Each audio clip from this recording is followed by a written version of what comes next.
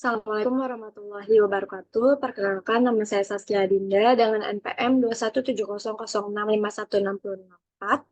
Guna saya membuat video ini untuk memenuhi kebutuhan nilai ujian akhir semester saya pada mata kuliah Rekayasa Perangkat Lunak Ruang 03 dengan dosen pengampu yaitu Dr. Randes Ucuk Darussalam, MT, ST.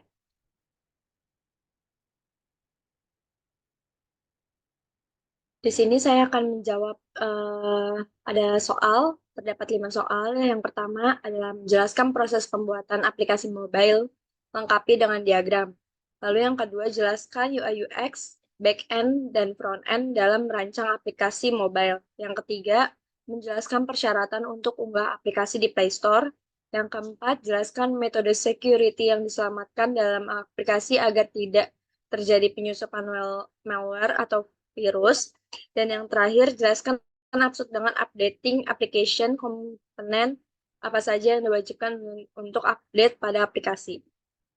Selanjutnya, saya akan menjawab soal nomor 1, yang dimana soalnya ini jelaskan proses pembuatan aplikasi mobile lengkapi dengan diagram. Jadi di sini pada tahap 1, dalam pembuatan aplikasi mobile, yang pertama ada project requirement. Pada tahap ini kita mulai diskusi tentang sistem atau program apa yang akan kita bangun atau kembangkan dengan basis mobile application system. Lalu pada tahap yang kedua yaitu requirement analysis. Pada tahap ini kita juga telah merancang algoritma aplikasi yang akan kita buat karena aplikasi yang kita kembangkan ini kita bangun dari awal, maka fokus kita pada pengembangan sistem serta fitur terutama pada user interface dan performa aplikasi. Selanjutnya ada tahap yang ketiga yaitu desain. Pada tahap ini kami melakukan analisis tentang bagaimana aplikasi ini dibangun, bagaimana alur kerja aplikasi ini ketika digunakan, hardware dan software yang kita butuhkan dalam proses pengembangan, dan spesifikasi ponsel yang dapat menjalankan aplikasi ini. Selanjutnya pada tahap keempat yaitu program implementation. Pada tahap ini kita melakukan coding mulai dari awal berdasarkan algoritma dan diagram flow yang telah dirancang pada tahap sebelumnya. Implementasi requirement awal beserta fitur-fitur tambahan kita kerjakan pada tahap ini. Selanjutnya, pada tahap kelima yaitu testing. Tahap ini dibagi menjadi 4, yaitu yang pertama ada unit testing, yang kedua ada integration testing, yang ketiga ada validation testing, dan yang terakhir ada system testing. Selanjutnya ada tahap yang terakhir yaitu operation dan maintenance. Pada tahap ini fokus utama kami adalah bagaimana program yang telah selesai kita bangun dan telah ditesting dapat beroperasi sebagaimana semestinya, serta mengembangkan apabila mendapatkan tambahan fitur untuk mendukung dan menyempurnakan aplikasi. Selanjutnya di sini terdapat diagram proses pembuatan aplikasi mobile yang dimana di sini ada mulai, lalu ada pengumpulan data, habis ke pengumpulan data kita ke analisis, habis ke analisis kita merancang aplikasi, selanjutnya ada implementation dan coding aplikasi, selanjutnya ada pengujian aplikasi, selanjutnya ada perbaikan aplikasi. Kalau misalkan perbaikan aplikasi ini disetujui, maka kita balik lagi ke analisis. Tapi kalau misalkan tidak disetujui, maka dokumentasi dan ini lanjut ke selesai seperti itu. Selanjutnya, saya akan menjelaskan persoalan kedua, yaitu menjelaskan UI, UX, back-end, dan front-end dalam merancang aplikasi mobile. Di sini terdapat, pertama saya akan menjelaskan tentang UI. UI atau User Interface merujuk pada bagian dari aplikasi yang berinteraksi langsung dengan pengguna. Ini mencakup elemen-elemen visual seperti tombol, icon, formulir, dan tata letak halaman. Tujuannya adalah untuk menyediakan antarmuka yang intuitif dan menarik bagi pengguna. Desain UI yang baik memperhitungkan estetika, konsistensi, dan kemudian kemudahan penggunanya. Selanjutnya ada UX, yang dimana user experience mencakup keseluruhan pengalaman pengguna saat menggunakan aplikasi, termasuk interaksi dengan UI, navigasi, responsivitas, dan kepuasan pengguna. Navigasi utama dari UX adalah memastikan bahwa pengguna mendapatkan nilai tambah yang maksimal dan mengalami sedikit hambatan selama pengguna aplikasi. Hal ini mencakup pemahaman dan mendalam tentang kebutuhan pengguna dan pengujian berkelanjutan untuk meningkatkan pengalaman. Selanjutnya, ada back-end. Bagian belakang dari aplikasi mobile merujuk pada komponen yang tidak terlihat oleh pengguna tetapi mendukung fungsionalitas aplikasi. Ini mencakup server, database, dan logika bisnis yang memproses dan menyimpan data serta mengelola permintaan dari klien atau aplikasi mobile. Pengembangan back-end melibatkan pemrograman server, pengaturan database, dan implementasi algoritma yang mendukung fitur-fitur aplikasi. Dan yang terakhir ada front-end. Front-end adalah bagian dari aplikasi yang berinteraksi langsung dengan pengguna dan dijalankan di perangkat pengguna. Ini termasuk elemen UI yang dilihat dan digunakan pengguna, serta logika klien yang memproses input dan berkomunikasi dengan back-end untuk memperbarui atau mengambil data. Pengembangan front-end melibatkan pemrograman antarmuka pengguna, penggunaan teknologi seperti HTML, CSS, dan JavaScript untuk membuat tampilan dan perilaku yang diinginkan. Selanjutnya saya akan menjelaskan soal yang ketiga, yaitu jelaskan persyaratan untuk unggah aplikasi di Play Store. Di sini saya akan menjelaskan bagaimana untuk mengunggah aplikasi di Google Play Store memenuhi serangkaian persyaratan yang ditetapkan oleh Google. Berikut adalah ringkasan dari persyaratan utama yang harus dipenuhi. Yang pertama, ada akun pengembang. Harus memiliki akun pengembang di Google Play Console. Akun ini diperlukan untuk mengelola aplikasi, melacak metrik, dan menerima pembaruan atau pembaruan dari Google.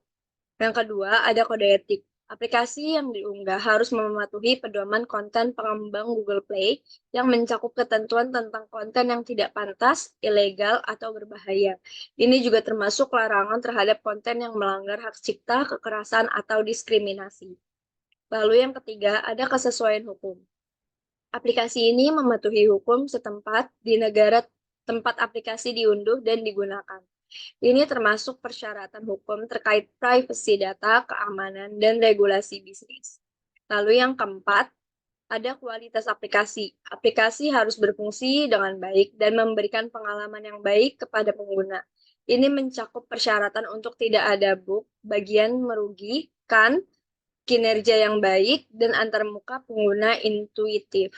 Dan yang kelima, ada konten. Aplikasi harus memiliki konten yang relevan dan sesuai dengan deskripsi yang diberikan. Google juga memiliki kebijakan tentang konten tertentu seperti judi, kekerasan, atau diskriminasi.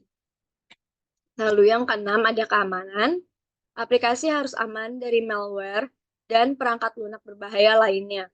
Ini mencakup persyaratan untuk tidak menyertakan kode berbahaya atau tautan yang merugikan. Dan yang ketujuh, ada privacy. Aplikasi harus memiliki kebijakan privacy yang jelas dan menghormati privasi pengguna. Ini termasuk penyimpanan dan penggunaan data pengguna yang sesuai. Dan yang kedelapan, ada iklan. Jika aplikasi menyertakan iklan, mereka harus sesuai dengan kebijakan iklan Google Play Store. Yang kesembilan, ada pembayaran. Jika aplikasi menawarkan pembelian dalam aplikasi, mereka harus mematuhi kebijakan pembayaran Google Play Store. Dan yang terakhir ada usia dan lokasi. Beberapa aplikasi mungkin memiliki batas usia atau wilayah geografis tertentu sesuai dengan hukum setempat. Jadi, memastikan bahwa aplikasi memenuhi persyaratan ini adalah langkah-langkah penting untuk berhasil mengunggah ke Google Play Store. Perlu diperhatikan bahwa Google secara berkala memperbarui kebijakan mereka. Jadi, pastikan untuk memeriksa pedoman terbaru sebelum mengunggah aplikasi baru. Selanjutnya, saya akan membacakan soal keempat, yaitu jelaskan metode security yang diselamatkan dan aplikasi agar tidak terjadi penyusupan malware atau virus. Untuk melindungi aplikasi dari penyusup malware atau virus, beberapa metode keamanan dapat diterapkan. Yang pertama, ada pembaruan rutin. Memastikan bahwa aplikasi selalu diperbarui dengan versi terbaru adalah langkah pertama dalam pelindungan dari ketentanan keamanan yang telah diperbaiki. Pembaruan juga membantu memperkenalkan fitur keamanan baru dan meningkatkan ketahanan terhadap serangan. Yang kedua, ada pemindaian kode.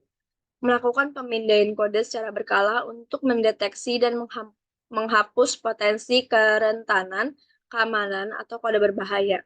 Ini dapat dilakukan dengan menggunakan alat pemindai otomatis atau pemeriksaan manual.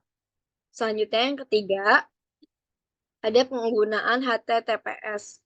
Menggunakan protokol HTTPS untuk komunikasi antara aplikasi dan server dapat mengamankan data yang ditransfer dengan mengenkripsi informasi yang dikirim dan diterima. Yang keempat, ada pembaruan dan pemantauan dependensi. Memperbarui dan memantau dependensi atau pustaka eksternal yang digunakan dalam pengembangan aplikasi untuk memastikan bahwa mereka juga aman dari kerentanan yang diketahui. Yang kelima, ada validasi input. Memvalidasi input pengguna dengan cermat untuk mencegah serangan injeksi seperti SQL injection atau cross-site scripting atau CSS yang dapat dieksploitasi oleh penyerang untuk mendapatkan akses tidak sah atau merusak aplikasi.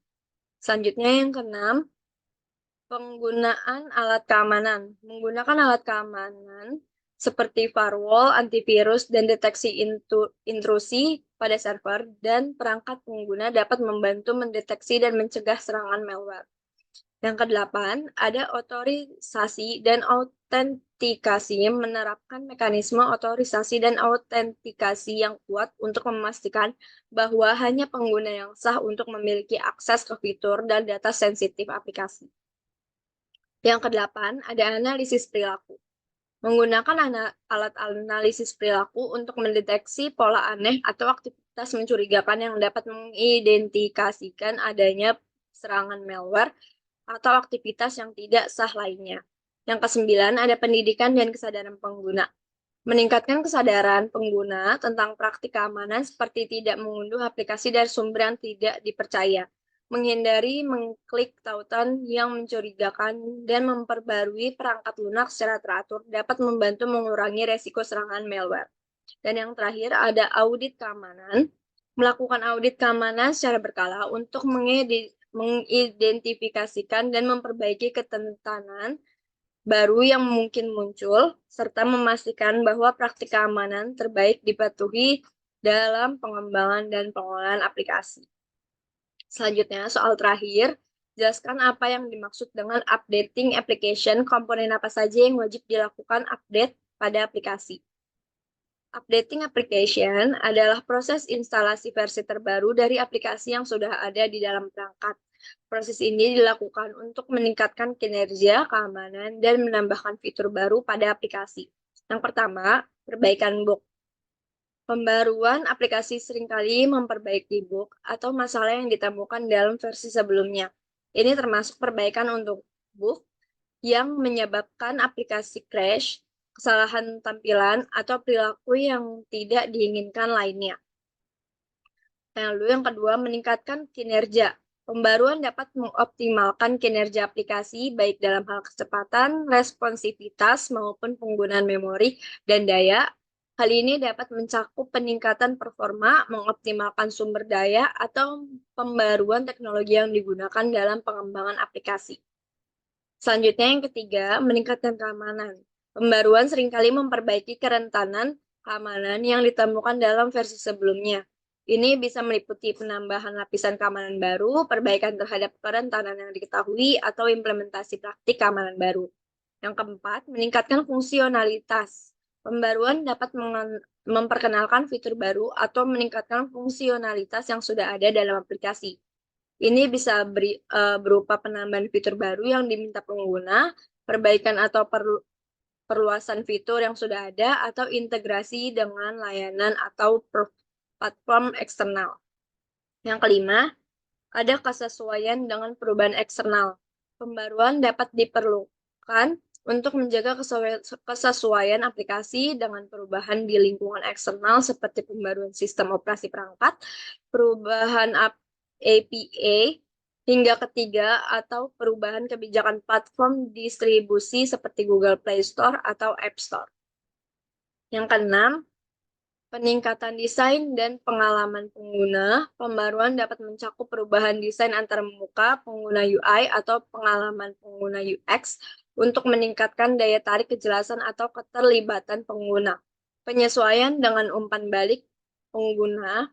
Pembaruan seringkali merespon umpan balik pengguna dengan memperbaiki masalah yang dilaporkan, menambah fitur yang diminta, atau menghilangkan fitur yang tidak digunakan atau dianggap tidak berguna. Yang kedelapan, ada optimasi untuk perangkat terbaru. Pembaruan dapat menyertakan optimasi khusus untuk perangkat terbaru atau platform terbaru yang dirilis, sehingga memastikan aplikasi fungsi dengan baik dan mendukung fitur-fitur terbaru. Ini saya ada referensi, yaitu ada tahapan pembuatan aplikasi, persyaratan untuk mengunggah aplikasi di Play Store, dan untuk melindungi aplikasinya. Ya, di sini bisa diklik untuk ininya,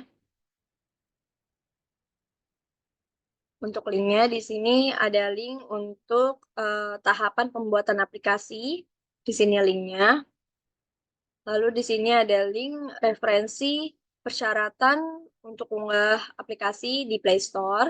Dapat kita buka juga. Dan yang terakhir ada referensi untuk melindungi aplikasi dari penyusupan malware atau virus. Di sini dapat kita klik juga.